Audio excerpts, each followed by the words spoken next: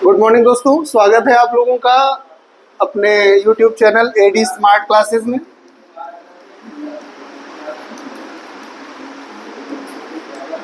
और आज हम लोग देख रहे हैं हिंदी फोर्थ क्लास, क्योंकि 3 क्लास हम लोगों की हो चुकी हैं ऑलरेडी और उसी के आगे हम लोग आज पढ़ेंगे अपनी हिंदी। तो चैनल को लाइक कर दें, सब्सक्राइब कर दें और आगे की अपडेट आप लोगों को जिससे मिलती रहे। तो देखिए, कल इसके पहले क्लास तक हम लोगों ने पढ़ा था कि वर्ण, वर्णमाला, स्वर, व्यंजन, उनका उच्चारण स्थान। ठीक, तो मतलब हम लोगों ने आपको पहले ही बताया था कि जब हम लोग हिंदी पढ़ने जा रहे हैं तो उसमें 3 प्रकार की विधियां हैं, 3 चीजें हैं। एक तो वर्ण विचार, दूसरा था शब्द विचार और तीसरा है वाक्य विचार। वर्ण विचार हम लोगों का हो चुका, जिसमें हम लोगों ने वर्णमाला पढ़ी, स्वर, व्यंजन, उनका उच्चारण स्थान, ये सारी चीजें पढ़ी। आज हम लोग अब ये सारी चीजें हो गई कि घोष कौन है, अघोष कौन है, अल्प प्राण कौन है, महाप्राण कौन है। इसके बाद मतलब जहां जहां वर्ण से इससे रिलेटेड जो भी विचार थे, जहां से क्वेश्चन बन सकते थे या जो भी चीजें बन सकती हैं या जो हम लोगों को जानकारी होनी चाहिए, वो सारी चीजें हम लोगों ने इसमें पढ़ लिया। ठीक, अब आगे हम लोग आते हैं शब्द विचार पे। शब्द विचार के बाद फिर हम लोग पढ़ेंगे वाक्य विचार। तो हमारी जो हिंदी जो ग्रामर है, जो व्याकरण है, वो कंप्लीट हो जाएगी इससे। सबसे पहले वर्ण विचार, शब्द विचार और वाक्य विचार। तो वर्ण विचार हम लोगों का हो चुका है। अब इसके बाद आते हैं शब्द विचार में। ठीक,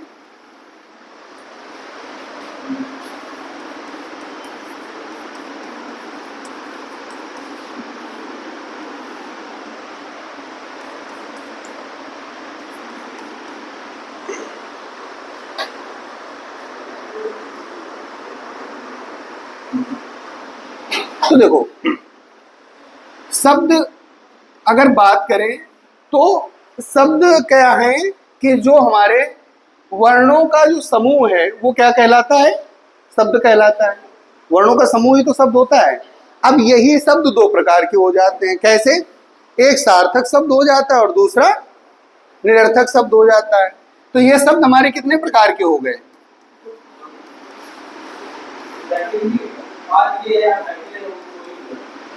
एक सार्थक शब्द और दूसरा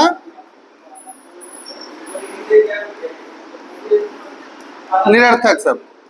ठीक, देखो, सार्थक शब्द में क्या हो जाएगा कि जिससे वर्णों का संयोजन, उससे हमारा क्या बना? शब्द बना। और उस शब्द से जब हमें किसी विषय, व्यक्ति या वस्तु या किसी चीज का ज्ञान हो तो वो हमारा किस में आ जाएगा? वो कैसा शब्द कहलाएगा? सार्थक शब्द कहलाएगा। भाई, हमारे पास ये कलम है या हमारे पास ये पेन है, तो इससे हमें किसका ज्ञान हो रहा है? पेन का ज्ञान हो रहा है, कलम का ज्ञान हो रहा है, लेखनी का ज्ञान हो रहा है।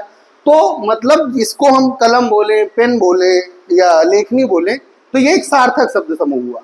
क्या हुआ? एक सार्थक शब्द हुआ।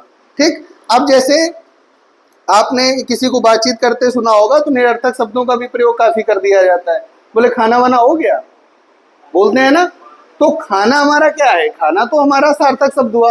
खाना से किसी चीज का बोध हुआ कि भाई जो चीज हम ग्रहण कर रहे हैं, जो भोज्य पदार्थ के रूप में ले रहे हैं, वो हमारा भोजन हुआ, तो खाना हो गया। अब खाना वाना क्या है? वाना हमारा क्या हो गया? निरर्थक शब्द हो गया। तो ऐसे वर्णों का समूह या संयोजन जिनसे किसी अर्थ की प्रतीति ना हो, वो हमारे क्या कहलाते हैं? वो निरर्थक शब्द कहलाते हैं। ठीक,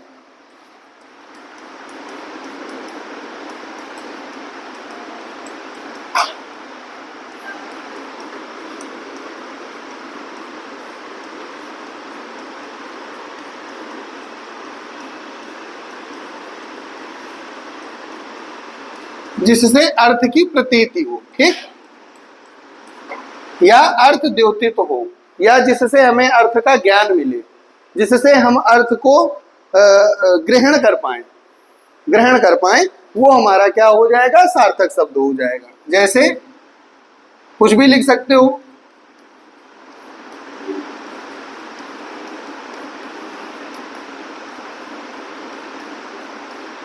ये सारे क्या हो जाएंगे? सार्थक शब्द हो जाएंगे। अब निरर्थक शब्द में क्या हो जाएगा? जिसमें अर्थ की प्रतीति ना हो। वर्णों का संयोजन तो ये भी होगा, लेकिन जिससे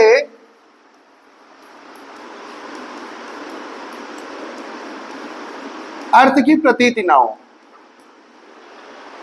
भाई नाम से ही लग रहा है निरर्थक, जो बिना किसी अर्थ का हो, है ना, बिना किसी अर्थ वाला, तो वो निरर्थक शब्द हो जाएगा।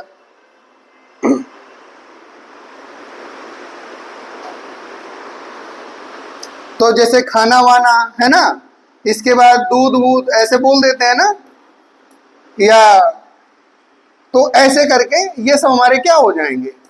निरर्थक शब्द हो जाएंगे। कुछ भी लिखा जा सकता है जो जिनका अर्थ ना हो, तो ये हमारे आ जाएंगे सार्थक शब्द और निरर्थक शब्द। ब्रॉडली तौर पे इनको दो प्रकार से शब्दों का संयोजन किया गया, एक सार्थक शब्द और दूसरे निरर्थक शब्द।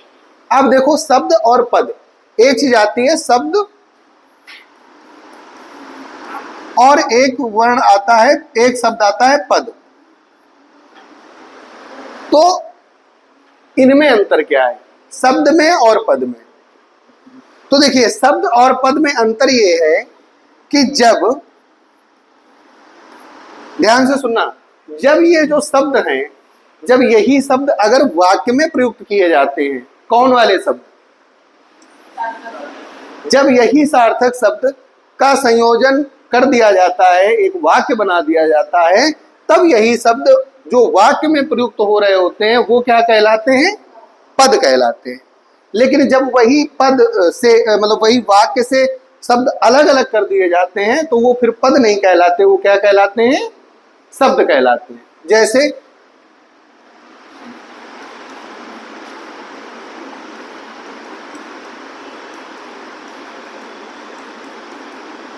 जैसे राम पुस्तक पढ़ता है, तो यहां पर राम पुस्तक पढ़ता है, ये सब क्या है? ये सार्थक शब्दों का समूह है, तो ये एक वाक्य बना।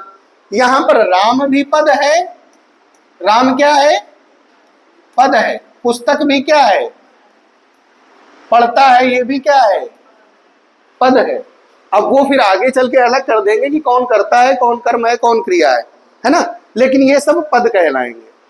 अब इसी जगह अगर इसको अलग कर दिया जाए, कहीं अलग हम राम की चर्चा करें, केवल राम, तो फिर राम क्या हो जाएगा?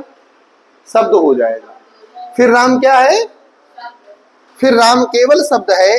अगर यहीं केवल पुस्तक लिख दी जाए तो फिर पुस्तक हमारी क्या है? केवल शब्द है। और अगर इसी को हम वाक्य में प्रयुक्त कर रहे हैं, हाँ, जब साथ में लिख के एक वाक्य का निर्माण कर देंगे, क्या बना देंगे? तो अब वाक्य में जो शब्द प्रयुक्त है उनको पद कहेंगे। वाक्य पूरा बन गया। क्यों? अब देखो समझो, अगर हम केवल राम बोले तो राम, केवल राम हमने बोला तो आगे की प्रतीत नहीं हो रही है ना कि क्या राम, तो ये पद कहलाएगा जब पूरा वाक्य से इसका एक अर्थ द्योतित होता है कि राम, तो राम क्या क्या करता है? राम तो राम पढ़ता है। क्या पढ़ता है? राम तो राम पुस्तक पढ़ता है ना। तो ये सारी चीजें जो अगर वाक्य में प्रयुक्त की गई हैं तो ये हमारा क्या कहलाएगा? पद कहलाएगा। और अगर इससे अलग है, केवल हम एक पर्टिकुलर वर्ड की बात करें तो वो शब्द कहलाएगा। केवल राम की बात करें तो वो शब्द है, केवल पुस्तक की बात करें तो शब्द है। लेकिन राम पुस्तक पढ़ता है अगर पूरा वाक्य है, इसमें राम क्या है? तो इसमें राम पद है। यहां तक क्लियर हो गया ना? ये डिफरेंस क्लियर हुआ कि नहीं हुआ? आगे चलें।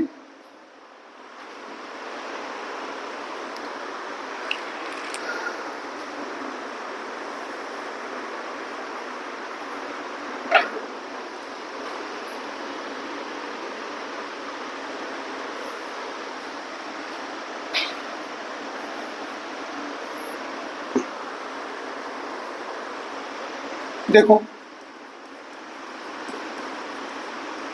अब हम लोग निरर्थक शब्दों को पढ़ने से तो कोई मतलब है नहीं भाई। दो प्रकार के शब्द थे, एक सार्थक शब्द और दूसरा निरर्थक शब्द।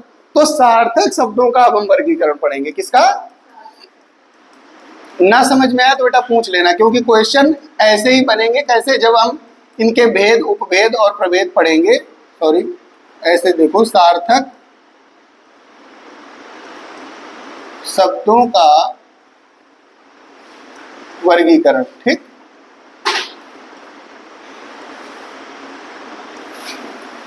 सार्थक शब्दों का वर्गीकरण। ठीक, तो देखो सार्थक शब्दों का वर्गीकरण हम करेंगे 4 प्रकार से।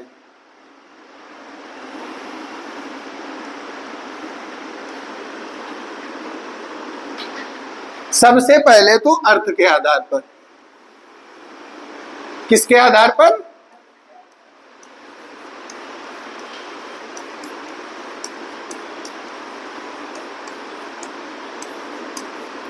अर्थ के आधार पर। दूसरा हो जाएगा रचना या उत्पत्ति के आधार पर।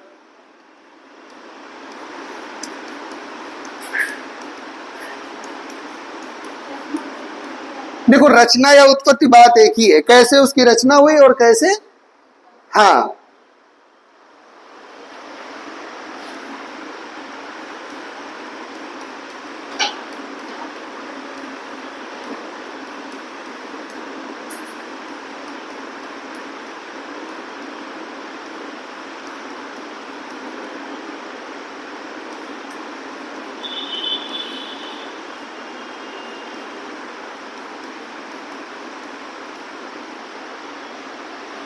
उद्गम या इतिहास या जहां से स्रोत, ऐसे किसी के आधार पर। ठीक, उद्गम या इतिहास या स्रोत के आधार पर। ठीक, दूसरा है, लास्ट है रूप या प्रयोग के आधार पर।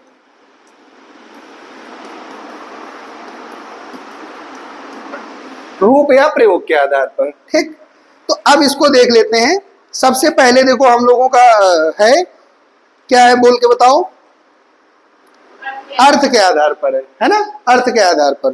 तो अर्थ के आधार पर सबसे पहले तो हमारा क्या आ जाएगा, जैसे सार्थक और निरर्थक। सार्थक शब्दों का अब हम भेद पढ़ रहे हैं, तो सार्थक शब्दों में हमारा सबसे पहले आ जाएगा, जैसे आप लोगों ने देखा होगा, एक अर्थी शब्द। ये इसके भेद बेटा पढ़ रहे हैं। ठीक, किसके? अर्थ के आधार पर। ऐसे बना दे, ये इसका इसमें बता देंगे, इसका इसमें बता देंगे,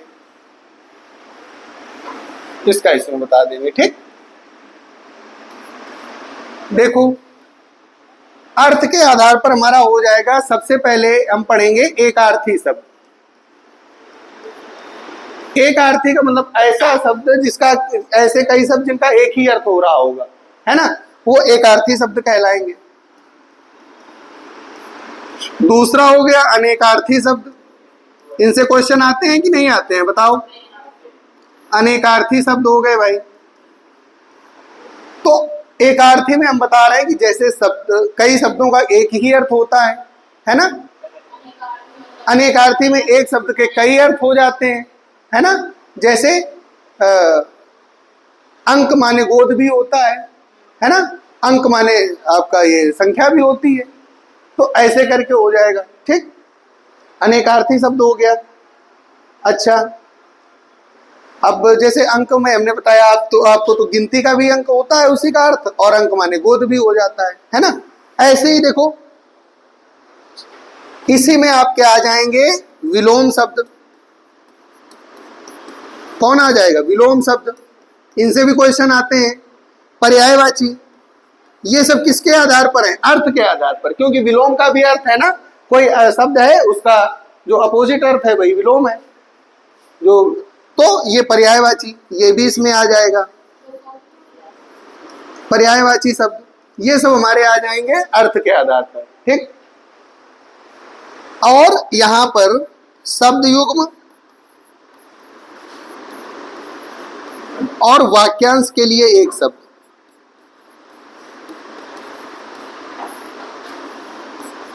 अभी इनके बारे में फिर एक एक डिटेल में पढ़ेंगे। अभी पहले समझ लो कौन किसके अंतर्गत है। ठीक, वाक्यांश के लिए बताओ, इनसे क्वेश्चन आते हैं कि नहीं आते हैं? जो सब कुछ हाँ, जो सब कुछ जानता हो। जैसे वाक्यांश के लिए एक शब्द हो गया, जो सब कुछ जानता हो, क्या बोलेंगे उसको? जो सब कुछ जानता हो, जैसे, तो उसको सर्वज्ञ बोल देंगे, है ना। तो ऐसे करके भी क्वेश्चन आते हैं। जीने की इच्छा को क्या कहेंगे? जिजीविषा। ऐसे करके मतलब वाक्यांश के लिए एक शब्द इसके अंतर्गत रख दिए गए। शब्द युग में होगा कि आपको दो शब्द होंगे जो एक जैसे दिख रहे होंगे, उनका प्रोनाउंसिएशन भी एक जैसा होगा, उच्चारण भी एक जैसा होगा, लेकिन उनके अर्थ अलग अलग हुआ करेंगे। ठीक, तो ये हो जाएगा। अच्छा, अब देखो ये आपके हो गए अर्थ के आधार पर। हम लोगों को क्या क्या पढ़ना है? एक आर्थी शब्द पढ़ने हैं, अनेकार्थी पढ़ने हैं, विलोम शब्द पढ़ने हैं, पर्यायवाची पढ़ने हैं, शब्द युग्म और वाक्यांश के लिए एक शब्द। ये हमारे सब आ जाएंगे किसमें? अर्थ के आधार पर। ठीक, अब देखो रचना या उत्पत्ति के आधार पर तो हम इसमें पढ़ेंगे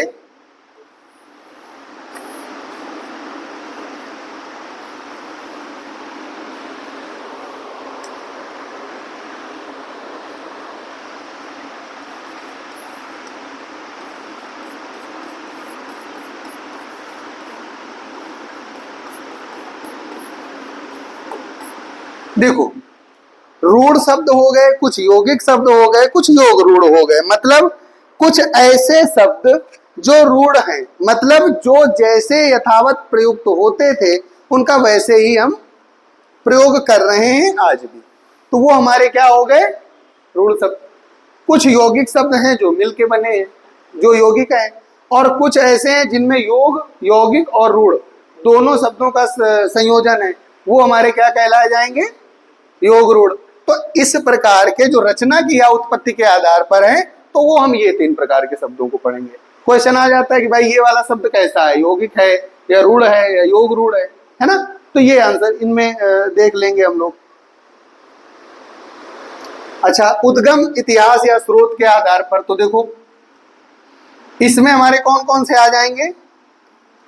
जैसे कुछ देशज शब्द होते हैं भाई, उद्गम या इतिहास या स्रोत, इनके आधार पर वर्गीकरण अगर शब्दों का किया जाए तो उनमें कुछ देशज शब्द हो जाएंगे जो हम, हाँ, जैसे कौन से देश में या जिस देश में जैसा जो बोला जा रहा है। कुछ शब्द विदेशज हैं, इनमें बहुत लड़के कंफ्यूज हो जाते हैं। भाई देखो हम लोग अपनी हिंदी भाषा बोल रहे हैं यहाँ पर, लेकिन प्योर हिंदी तो नहीं बोल रहे हैं ना, मिक्स भाषा होती है। डॉक्टर बोल रहे हैं तो ये यहाँ का तो शब्द है नहीं, ट्रेन बोल रहे हैं ये भी यहाँ की भाषा नहीं है ना? तो ऐसे करके, और कुछ अरबी शब्द हैं, कुछ फारसी हैं, है ना? तो जापानी शब्द हैं कुछ, तो ऐसे करके हम लोग इनको कैटेगराइज कर देते हैं। देशज, विदेशज, तत्सम शब्द हो गए, तद्भव हो गए। तत्सम का मतलब हुआ कि जो जैसे पहला था, तत्सम जो जैसा था, मतलब जैसा वो संस्कृत में प्रयुक्त होता था वो सारे शब्द। इसके बाद तद्भव, उसका उद्भव होने के बाद वो क्या बोला जाने लगा, समयांतर बाद वो क्या बोला जाने लगा, वो तद्भव शब्द के अंतर्गत आ जाएंगे। तो देशज हो गए, विदेशज हो गए, तत्सम हो गए, तद्भव हो गए, ये सब हम लोग किसमें पढ़ेंगे? हाँ, संकर शब्द हो गए। संकर शब्द का मतलब समझते हो? आए?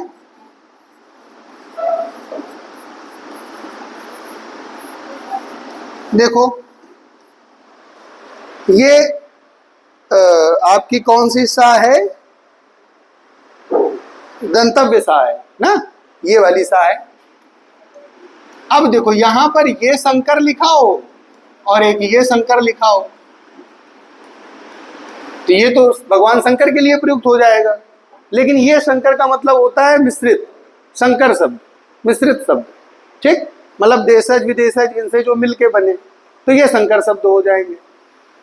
तो ऐसे करके ऐसे शब्दों का प्रयोग पढ़ेंगे। अनुकरणात्मक मतलब एक क्या होता है? एक पर्टिकुलर प्लेस में जहां जो अनुकरण से होके बोली जाती है भाषा, तो या जो शब्द बोला जा रहा है वो अनुकरणात्मक शब्द में आ जाएंगे। देखा होगा आपने, कोई किसी चीज को कुछ बोलता है, उसी चीज को कोई दूसरा कुछ अलग बोलता है, लेकिन अर्थ वही होता है ना? तो यहां पर हमारा ये हो जाएगा देशज, विदेशज, तत्सम, तद्भव। मतलब हम लोग उद्गम, इतिहास या स्रोत के आधार पर जब शब्दों को पढ़ेंगे तो तत्सम पढ़ेंगे, इससे भी क्वेश्चन आते हैं, तद्भव से भी आएंगे, देश कौन शब्द देशज है कौन विदेशज है, ऐसे करके पूछा जा सकता है। तो ये हमें कैटेगराइज कर दिया गया, तो ये हमें पढ़ना है। सब सार्थक शब्दों का ही वर्गीकरण पढ़ रहे हैं, जिसमें हम इसको पढ़ेंगे इतिहास या स्रोत के आधार पर। ठीक, आगे नेक्स्ट में देखेंगे हम लोग रूप या प्रयोग के आधार पर। तो यहां पर दो प्रकार के शब्द हो जाएंगे, एक हो जाएगा बेटा विकारी शब्द और दूसरा क्या हो जाएगा अविकारी शब्द। विकारी शब्द वो होते हैं जिनमें विकार उत्पन्न हो सके, मतलब जिनमें आप विकार उत्पन्न कर सकें या जिनमें विकार उत्पन्न हो, वो हमारे सब विकारी शब्द कहलाते हैं। अविकारी शब्द क्या है? जैसे देखो, अच्छा विकारी शब्द में हमारे संज्ञा या सर्वनाम ये सब आ जाते हैं, है ना। जैसे राम जाता है, अब इसी जगह अगर सीता हो तो क्या हो जाएगा? सीता जाता है तो नहीं बोला जाएगा ना, मतलब जो क्रियापद होगा उसका क्या हो जाएगा? सीता जाती है। मतलब क्या हुआ कि देखो ये परिवर्तन हो गया कि नहीं हो गया, विकार उत्पन्न हुआ कि नहीं हुआ? हुआ ना। तो ऐसे क्रियापद में विकार उत्पन्न हुआ तो ये सब क्रिया हो गई, संज्ञा हो गई, सर्वनाम हो गए, ये सब कैसे हैं? विकारी शब्द हैं। ये सब कैसे हैं? और अविकारी शब्द ऐसे हैं जिनमें हम परिवर्तन नहीं कर सकते। अविकारी जो परिवर्तन योग्य नहीं है, ठीक, जिनमें विकार ना उत्पन्न किया जाए, वो सब अविकारी शब्द होते हैं। जैसे ये एक आपका शब्द है कल, वह कल जाएगा, वह कल जाएगी। तो कल तो हमने चेंज नहीं किया ना, कल के लिए तो अलग कुछ नहीं किया। और राम और श्याम, सीता और गीता, तो और जो है पर्टिकुलर वर्ड वो यथावत है, मतलब उसमें चाहे उसका कर्ता बदल जाए या क्रिया बदल जाए, उसको इससे कोई लेना देना नहीं है। उसको मतलब सिर्फ इतना है कि भैया हम अविकारी हैं, हम अपने आप को चेंज नहीं करेंगे। तो ये सब हम इतनी चीजें पढ़ेंगे। क्या क्या एक बार देख लो, इसका नोट करना चाहो नोट कर लो, फिर आगे चलते हैं।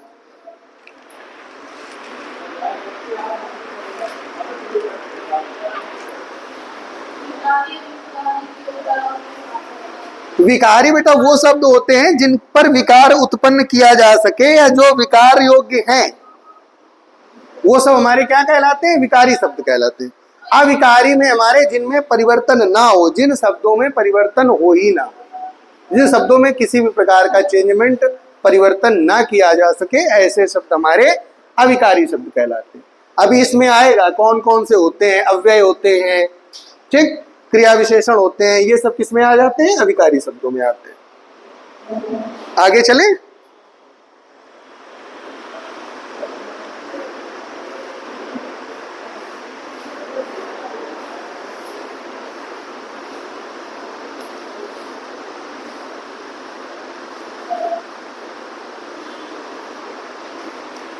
इसको हटा दें। अब देखो इतना याद रखना, अब हम आप लोगों को ये डिटेल में पढ़ा दिया करेंगे, कुछ क्लासेस में खत्म हो जाएंगे, फिर हमारा ये शब्दों का हो गया विचार, इसके बाद वाक्य विचार बचेगा, ग्रामर खत्म हो जाएगी। ठीक, तो समझ रहे हो ना, एक सीरियल से चला जा रहा है, पहले वर्ण विचार, शब्द विचार में हमें इतना पढ़ना है केवल, इसके बाद वाक्य विचार आ जाएगा, बात खत्म। वाक्य में वाक्य शुद्धि आ जाएगी, कर्तवाच्य कर्मवाच्य प्रयोग आ जाएंगे, है ना, इसके बाद समास वगैरह आ जाएंगे, वो सब हमारे उसमें ही है। आगे चलो, आगे देखते हैं। तो सबसे पहले हम देखेंगे अर्थ के आधार पर इनके, जो ये वाला पार्ट है, इसके बाद ये देख लेंगे, ये देख लेंगे, खत्म हो जाएगा। हाँ, तो अब सबसे पहले हेडिंग थी हमारी अर्थ के आधार पर। भाई एक एक देख लेते हैं ना, जो भी चीजें हम लोगों ने पढ़ी अर्थ के आधार पर। तो सबसे पहले अर्थ के आधार पर हम लोगों ने पढ़ा था एक आर्थी शब्द। तो एक आर्थी शब्द में लिख लो, अगर लिखना हो तो। एक आर्थी शब्द क्या होते हैं? जिनका जो है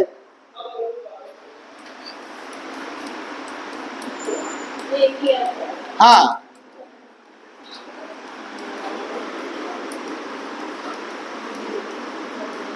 जिनका एक ही अर्थ हो या वो एक ही अर्थ को द्योतित करें। जैसे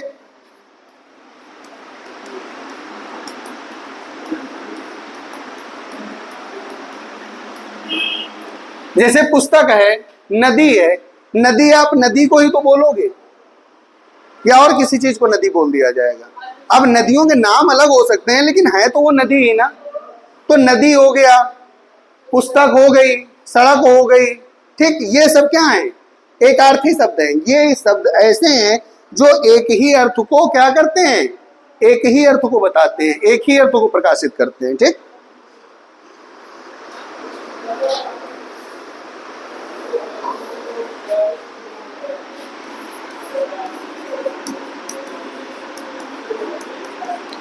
दूसरा हम लोगों ने पढ़ा अनेकार्थी शब्द।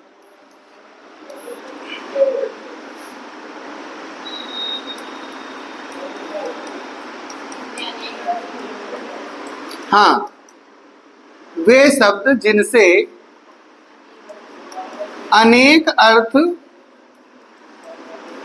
ग्रहण किए जाते हैं, ठीक, वो हमारे क्या कहलाते हैं? अनेकार्थी शब्द। जैसे देखो, जैसे ये लिखा है आपका हार। अब हार बताओ, हार के कितने अर्थ होते हैं? हार एक तो भाई साहब सबसे पहले तो भाई पहनने वाला हार हो गया, है ना। एक हो गई हार, जीत हार वाली हार हो गई, तो दो अर्थ हो गए कि ना हो गए, है ना। ऐसे ही आपने कई शब्द देखे होंगे। जैसे एक शब्द आता है सारंग, पुराना शब्द है लेकिन इसके भी कई अर्थ हैं। कनक शब्द के जैसे दो अर्थ हैं, है ना। तो इसके भी हमारे क्या हो गए? कई अर्थ हो गए। देखो, जैसे ये देखो व्यंजन। व्यंजन तो सुना ना। एक तो व्यंजन आपका क्या हो गया? वर्ण हो गए। जो वर्ण है वो भी तो व्यंजन कहलाते हैं ना। एक तो वो वाले व्यंजन हो गए, और एक व्यंजन मतलब क्या होता है भाई? कौन सा व्यंजन बना है आज, है ना। एक वो वाला व्यंजन हो गया, ठीक। ऐसे देखो आम। आम एक तो फल हो गया, और एक हो गया आम का मतलब ऐसे साधारण, जैसे बोलते ना ये तो आम बात है, हाँ, आम आदमी, या तो आम बात है। तो ये हमारा क्या हो गया? इसके भी कई अर्थ। तो जिनसे हमें एक से अधिक अर्थ ग्रहण हो वो सब हमारे क्या होते हैं? एक देखो अच्छी सी बात है, ये जो सारंग आया ना, इसमें एक किसी कवि की रचना है जिसमें उन्होंने लिखा कि सारंग लय सारंग चली, सारंग लय सारंग चली, करी सारंग की ओट, और उतते जब सारंग चली तब की सारंग पे चोट। तो यहाँ पर सारंग कितने शब्द आया है? कितनी बार आया? कई बार आया, और हर बार उसका अर्थ अलग अलग है, ठीक। हर बार उसका क्या है? अर्थ अलग अलग है। तो यहां पर जैसे अभी हम यहां लिख के बता दें, सारंग लय सारंग चली, कर सारंग की ओट, उतते जब सारंग चली तब की सारंग पे चोट। देखो कितनी बढ़िया जो है किसी कवि की कल्पना है। उसने एक शब्द लिखा लेकिन उसके अर्थ कई हैं। लिखा है कि सारंग लय सारंग चली, मतलब ये है कि सारंग का एक अर्थ है बेटा, क्या, इधर समझ लो पहले। सारंग का एक अर्थ है दीपक, ठीक। सारंग मतलब क्या है? पहले के जमाने में दीपक क्या होते थे? ऐसा तो नहीं होता था कि 20 वाट वाला बल्ब लगा लिया बैटरी में, ऐसे वाले तो दीपक नहीं होते थे। पहले के दीपक कैसे होते थे भाई? जो दीप या ज्वाला जलाई जाती थी तो वो उसमें मान लो तेल भर दिया गया, या जो भी लैंप टाइप जो होते थे ना दीपक, जो ऐसे होते हैं, ऐसे वाले जो हम लोग दिवाली वाली में जलाते हैं, तो वो दीपक हो गया। तो उसको लेके सारंग का मतलब हो गया एक,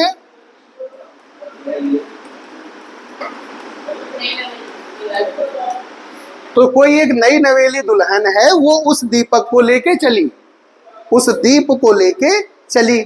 और कैसे चली? कर सारंग की ओट। और सारंग का मतलब वो क्या होता है? जैसे अपने साड़ी के पल्लू से उसको ढक लेना। सारंग का मतलब साड़ी का पल्लू एक तरीके से समझ सकते हो, ठीक। तो एक सारंग का मतलब क्या हो गया, पल्लू ही तो बोल रहे हैं कि क्या बोलते हैं उसको, है ना। घूंघट नहीं, घूंघट में तो वो अपने चेहरे को ढकेगी, ठीक। जो उसका पल्लू है उससे उसने क्या कर लिया, उसको ढक लिया। सारंग की ओट मतलब उससे ढक लिया।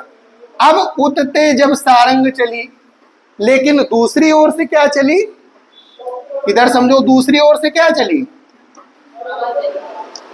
इमेजिन हो रही होगी एक स्टोरी कि भाई एक नई नवेली दुल्हन है, उसने दीप को हाथ में लिया और उसको पल्लू से ढक लिया। अब वो लेके चली, लेकिन उतते जब उधर से क्या चली, सारंग चली। जब उधर से हवा चली तब उसने किया, सारंग मतलब दीपक या दीप पे चोट, तो उसने सारंग पे चोट कर दिया। तो ये है, अब समझ लो यहाँ पर शब्द तो एक ही था, अर्थ कितने थे, एक अर्थ ये हो गया, एक अर्थ ये हो गया, एक अर्थ ये हो गया, एक अर्थ ये हो गया। तो ये हमारा अनेक अर्थ होने के कारण ये क्या कहलाएगा, अनेकार्थी शब्द कहलाएगा।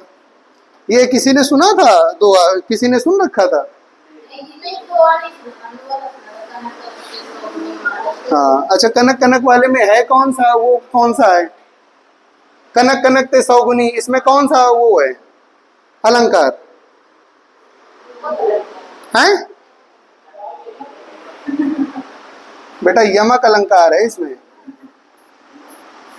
जहां पर जितनी बार शब्दों को बोला जाए और हर बार उनका अर्थ भिन्न भिन्न हो, जैसे 2 बार शब्द बोला गया तो दोनों बार अर्थ उसका भिन्न भिन्न होगा, वहां यमक अलंकार होता है, ठीक।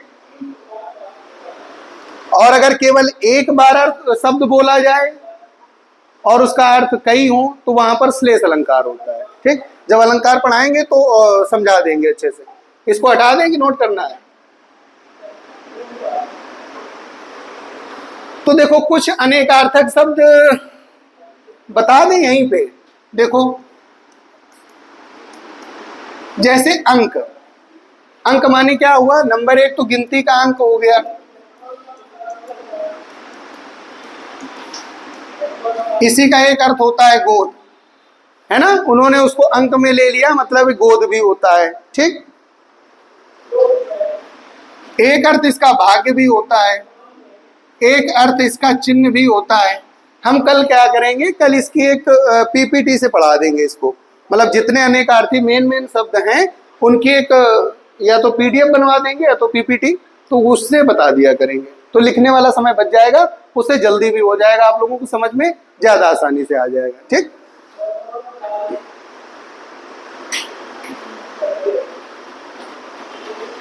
एक होता है अंक, देखो जब आप लोग अंक और किसको बोलते हैं आइडिया लगाओ, तो अंक जैसे हम लोग नाटक पढ़ते हैं ना, जैसे अभिज्ञान शाकुंतलम नाटक पढ़ा तो उसका प्रथम अंक, द्वितीय अंक, तृतीय अंक, तो नाटक का अध्याय भी होता है ना।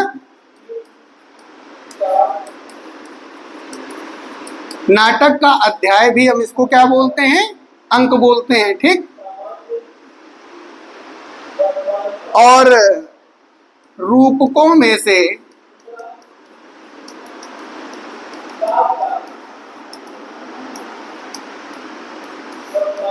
एक रूपक भी है, कौन, अंक। देखो 10 रूपक बताए गए, मतलब रूपकों की संख्या 10 बताई गई, तुम लोगों के सिलेबस से बाहर है लेकिन समझ लो, रूपकों की संख्या बताई गई 10। अब रूपक क्या है, तो जैसे आप लोग देखते हो ना, रूपक का मतलब हुआ जो नाटक हम लोग देखते हैं वो नाटक रूपक का ही एक क्या है, भेद है, रूपक का ही क्या है, भेद है। तो इसमें नाटक, प्रकरण, भाण, व्यायोग, संवकार, डिम, ऐसे करके हमारे पूरे 10 हैं इसके भेद, ठीक। अंक, यामृग, वीथि, कितने हो गए, 1 2 3 4 5 6 7 8 9, ठीक।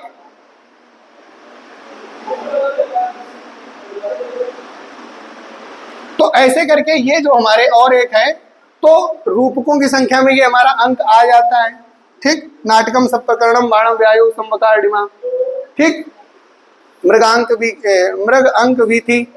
तो ये हमारे जो 10 हैं, तो इसमें हमारा जो अंक है ये भी अंक कहलाता है। तो ये किसका भेद है?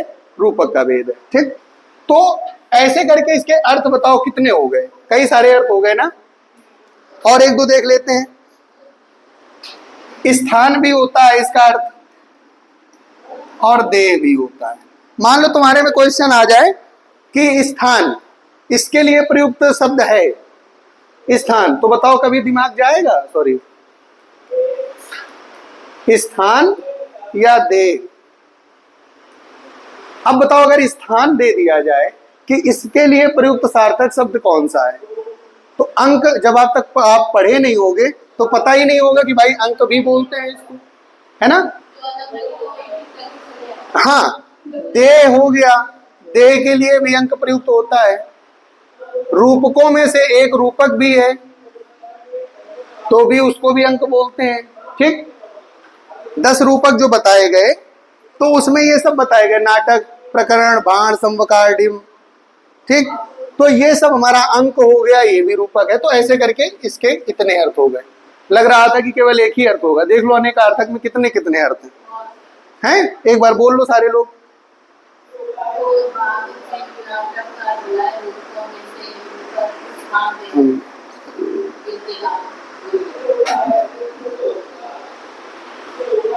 देखो ऐसे ही अंग,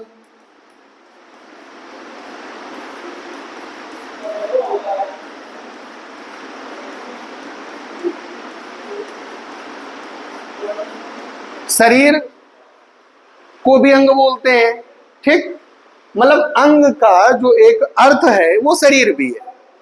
ठीक, टुकड़ा, अवयव, भेद, पक्ष, जैसे कहते हैं ना इसके अंग, कोई शब्द है इसके, या कोई हम लोग परिभाषा पढ़ते हैं तो इसके भेद या इसके अंग कौन कौन से हैं, तो वहां पर भी तो अंग शब्द प्रयुक्त करते हैं, या इसके अंग। ऐसे करके इसके भेद, पक्ष, अवयव, टुकड़ा, शरीर, ये सब किसके लिए प्रयुक्त किए जाते हैं? अंग के लिए। ठीक, देखो और भी शब्द हैं, और भी अर्थ हैं।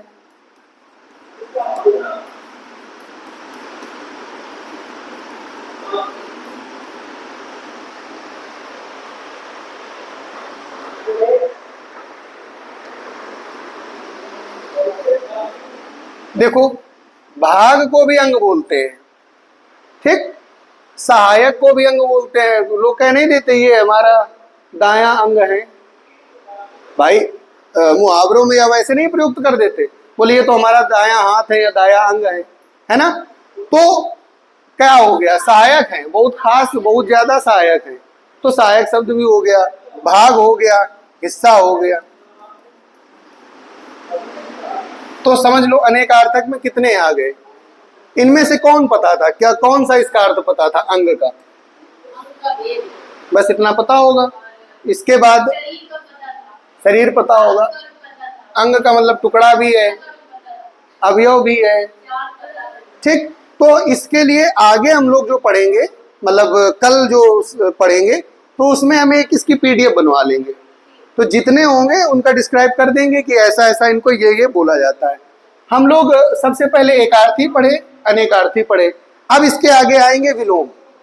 तो विलोम शब्द के बारे में बता दें, उसको भी स्लाइड से पढ़ा देंगे। ठीक, और पर्यायवाची, देखो इनसे क्वेश्चन जरूर आते हैं, इस वजह से इनको आपको रिवाइज करना जरूर पड़ेगा। आगे चलें, इसके नोट करना है क्या? चलो एक दो और देख लो, अच्छा देखना हो तो। देखो जैसे अज, अज के भी कई अर्थ हैं, लंबी सी वो बना लेते हैं क्योंकि इसके कई अर्थ लिखने पड़ेंगे। ठीक, अज एक तो किसको बोलते हैं? अज माने क्या होता है, बोल के बताओ। हाँ, तो अजा तो संस्कृत बकरी के लिए होता है। अज में जब हम टाप प्रत्यय अज में टाप प्रत्यय कर देते हैं तो अजा बन जाती है और अजा माने हो जाती है बकरी। ठीक, टाप प्रत्यय में देखो क्या होता है, ये पा हट जाता है, टा हट जाता है, आ बचता है, वही आ जोड़ दिया जाता है तो अजा हो जाता है। अजा माने क्या होता है, बकरी। तो अज माने हो गया बकरा। भाई अज तो पुल्लिंग शब्द है ना। अज किसके लिए बोला गया, तो दशरथ के पिता के लिए भी बोला गया।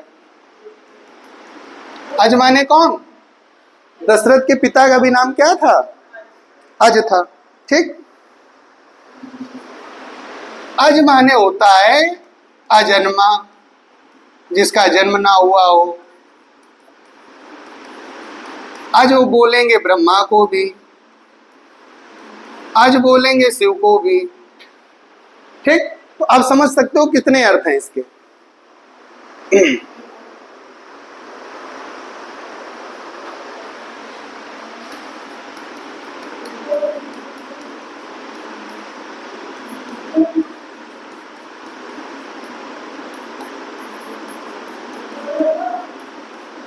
ये सब किसके लिए प्रयुक्त हैं, अज शब्द के लिए। ठीक,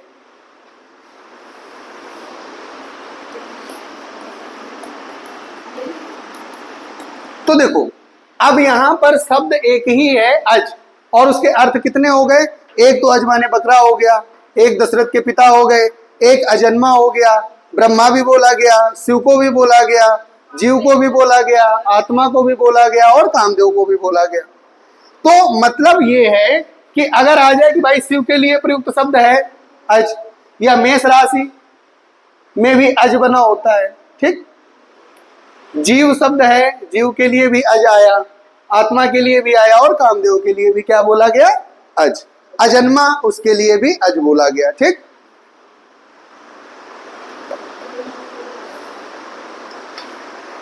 चलो ये हम ऐसा करेंगे आप लोगों को कि इसकी स्लाइड से इसको पढ़ा देंगे, स्लाइड या सॉरी पीपीटी से, या तो पीडीएफ, इसकी पीडीएफ से पढ़ा देंगे। आगे हम लोग चलते हैं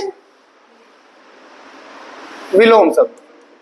पता सभी को होगा, आज देख लो, जो खास खास होंगे इंपॉर्टेंट वो करवा देंगे। इन्हीं विलोम शब्द को क्या बोलते हैं,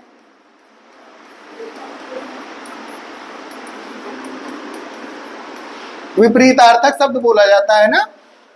मतलब जो शब्दों के अर्थ के विपरीत अर्थ बताएं, जो शब्दों के अर्थ के विपरीत अर्थ को बताएं, वो हमारे क्या कहलाते हैं, विलोम शब्द कहलाते हैं। ठीक, इंग्लिश में इसी को एंटोनियम्स बोलते हैं। अब होता क्या है, देखो विपरीत अर्थ को द्योतित करने वाले शब्द को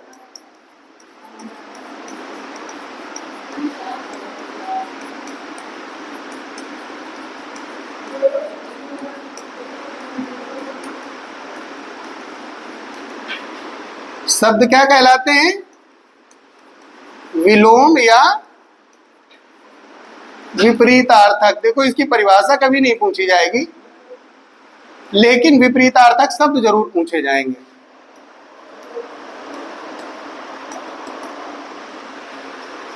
अब देखो जैसे दिन का क्या हो जाएगा, भाई दिन का अपोजिट क्या हुआ, बोले दिन में ये काम करो, रात में ये काम करो। भाई कोई अपोजिट व्यक्ति है, उससे कहोगे कि दिन में करना, वो बात नहीं सुनेगा, रात में करेगा। या कोई और भी चीज है अपोजिट, कुल मिला के अपोजिट का मतलब बिल्कुल विपरीत है ना, तो दिन का रात हो जाएगा। भला का क्या हो जाएगा, बोले वो बहुत भले आदमी है। अब वो हैं तो भले, अब इसके बाद उन्हीं का अपोजिट बोलना हो तो उसी जगह एक दूसरा है, वो बहुत बुरा आदमी है। तो ऐसे करके भला का बुरा हो जाएगा। ये तो देखो विलोम आज से नहीं, बहुत जमाने से पढ़ रहे होगे, जब से अपना हिंदी आप लोगों ने पढ़ना स्टार्ट किया। तो इनमें देख लो जो हम लोगों की परीक्षा की दृष्टि से महत्वपूर्ण है। ठीक, पानी पी लिया जाए फिर आते हैं। बेटा पानी पी लो।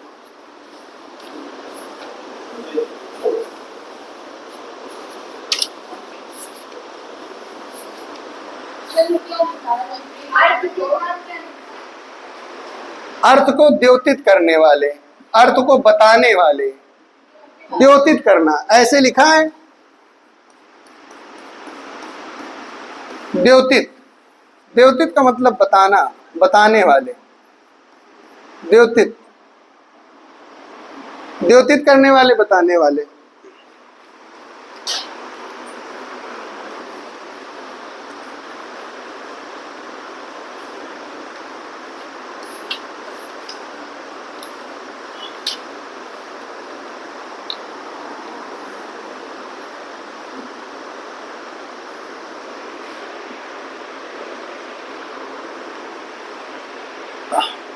नोट कर लो, तब तक आते हैं।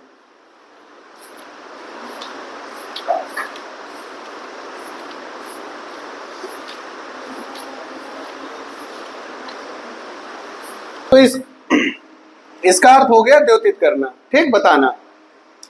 अब देखो हम लोग ये देख लेते हैं, इतनी चीज समझ में आ गई ना, विपरीतार्थक शब्द कौन से होते हैं, मतलब जो शब्द के अर्थ को क्या करें, उसके विपरीत अर्थ को बताएं, वो विलोम शब्द हो जाएंगे। जैसे देखो अथ, अथ का विलोम शब्द क्या होगा, बताओ, अथ का क्या हो जाएगा, अथ, अथ का हो जाएगा इति। अथ क्या होता है, अथ जो है किसी भी विषय को प्रारंभ करने के लिए या प्रारंभ के लिए, अथ का मतलब होता है आरंभ, ठीक। तो अथ का प्रयोग किसमें करते हैं, आरंभ की दशा में। और इति का मतलब क्या होता है, हाँ, समाप्ति के अर्थ में, बिल्कुल, हाँ, इति, इति सिद्धम हो जाता है, इति। तो अथ का इति हो जाएगी। जैसे आपने किसी ने महाभाष्य सुना है, महाभाष्य, महाभाष्य नाम सुना है, क्योंकि महाभाष्य कथा नहीं है कि हाँ सुन लिया। महाभाष्य एक पुस्तक है, एक ग्रंथ है, व्याकरणिक ग्रंथ है। और महाभाष्य की जब स्टार्टिंग करी तो भगवान पतंजलि ने उसमें लिखा अथ शब्दानुशासनम।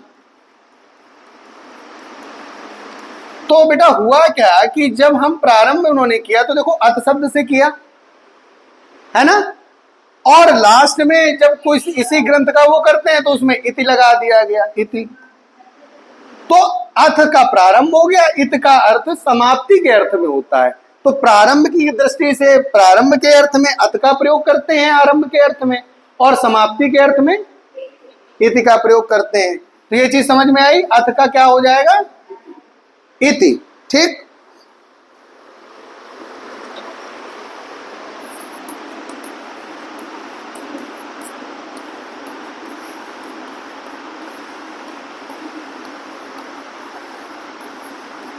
देखो अंधकार का क्या होगा, अब देखो या तो इनके कुछ हम आपको नियम लिखवा दें कि भाई ऐसा हो तो ऐसा होता है, तो ऐसे कुछ नहीं, आप उसकी प्रैक्टिस करिए, किस शब्द का कौन सा विपरीतार्थक शब्द है या कौन उसका विलोम है। जितनी प्रैक्टिस करोगे उतने आएंगे आप लोगों को।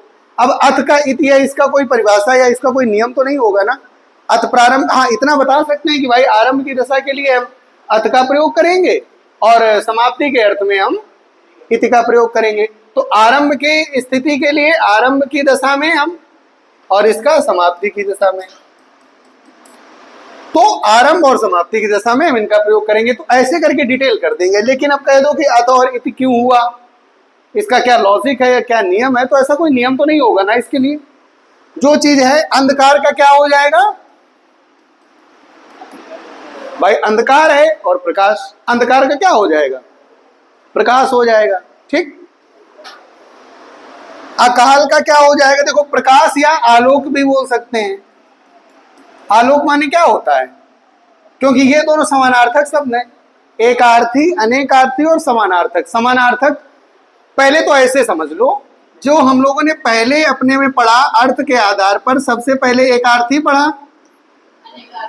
अनेकार्थी पढ़ा, अब इसी विलोम को क्या बोलेंगे, विपरीतार्थक। तो ये विपरीतार्थी हो गए, और एक आ जाएंगे समानार्थी।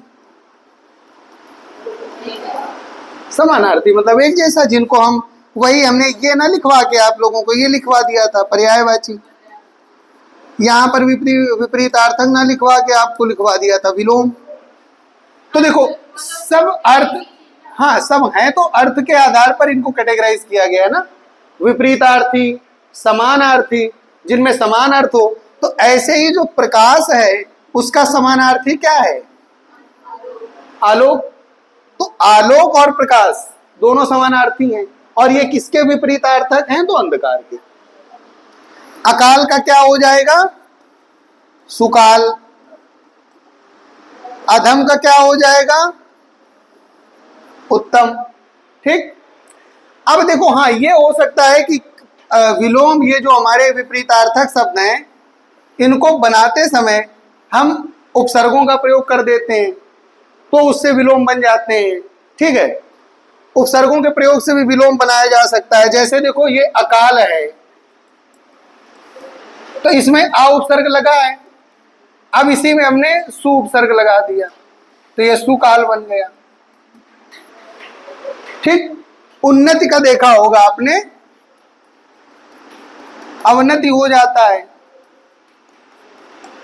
तो उपसर्ग लगा है इसमें, और यहां अब उपसर्ग लगा है। तो मतलब उपसर्गों के प्रयोग से भी हम क्या करते हैं? विपरीतार्थक शब्द को बनाते हैं। ठीक। ये हो गए आपका विलोम शब्द हो गए। अच्छा, और आगे देखते हैं। इस नोट कर लो अगर नोट करना हो ये वाले तो।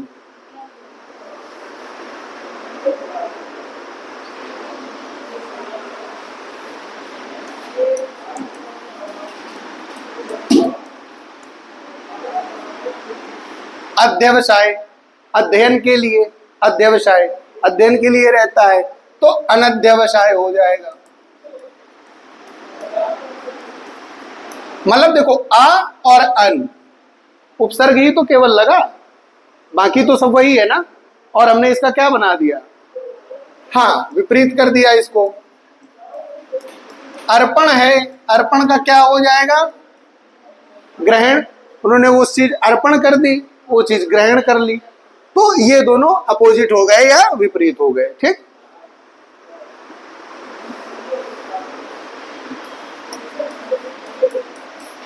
अर्हता का हो जाएगा, इसमें हम अनुपसर्ग लगा देंगे, अनर्हता हो जाएगा। तो इसके कुछ कल हम आप लोगों को पीडीएफ या पीपीटी के थ्रू बता देंगे। ठीक है, आगे चलते हैं हम लोग। समानार्थी, या इन्हीं को हम पर्यायवाची बोलते हैं। तो पर्यायवाची में क्या हो जाएंगे? जो समान अर्थ को बताएं। ठीक। पर्यायवाची देखो, सबसे पहले जैसे हमारा है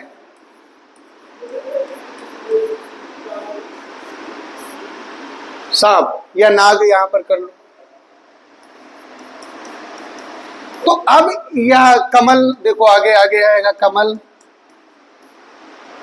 तो इसमें क्या हो जाएगा कि मतलब जितने भी शब्द हैं वो किसको किसको हम सांप बोल सकते हैं, है ना। जैसे अहि,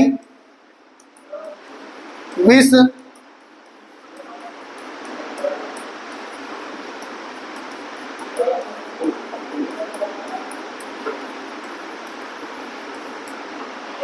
ये सब किसके पर्यायवाची हैं?